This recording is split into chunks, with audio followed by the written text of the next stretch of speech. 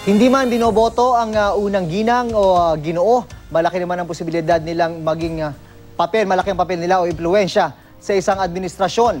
Sa panibagong serye ng GMA News, makakapanayam ang mga asawa ng mga kandidato sa pagkapangulo. Sa unang bahagi ng serye, babalikan natin ang mga kabiyak ng mga nagdaang pangulo at kung paano sila tumatak sa kamalayan ng taong bayan. Balitang hatid ni Maki Pulido.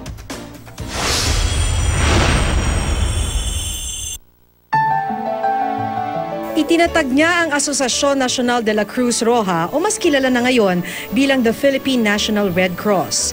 Naging aktibo siya sa pagtulong sa mga sugatang sundalo noong panahon ng digmaan. Pero si Hilaria Aguinaldo man ang kauna-unahang First Lady ng Pilipinas, ang may bahay ni Pangulong Manuel L. Quezon, ang unang First Lady na nanirahan sa Malacanang. Sa 15 Pangulo ng Pilipinas mula kay Emilio Aguinaldo, 3 ang walang kabiyak sa panahon ng kanilang panunungkulan.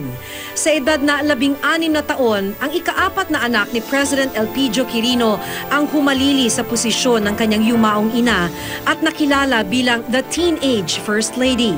Si Balsi Aquino Cruz naman ang kalimitang tumatayong first daughter noon ni dating Pangulong Corazon Aquino.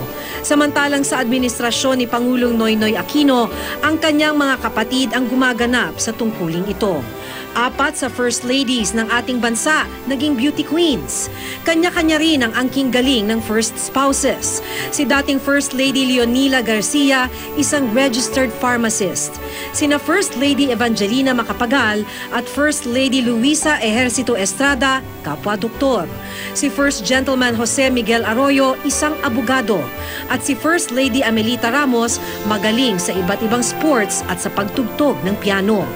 Kung si Esperanza Osmeña ang pinakamaikling nagsilbing First Lady, si Imelda Marcos naman ang pinakamatagal at bukod tanging First Lady na nagkaroon ng opisyal na papel sa gobyerno noong panahon ng martial law. Kaya ang tawag nga sa kanila, panahon ng martial law, yung conjugal dictatorship.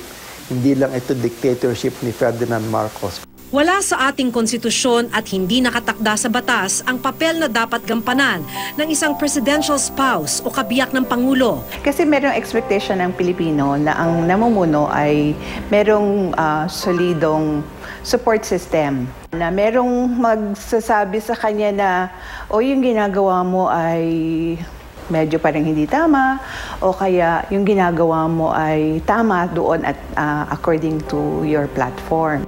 Gaya sa isang tahanan, hindi maitatatuang kaagapay siya ng sino mang nakaupo sa palasyo.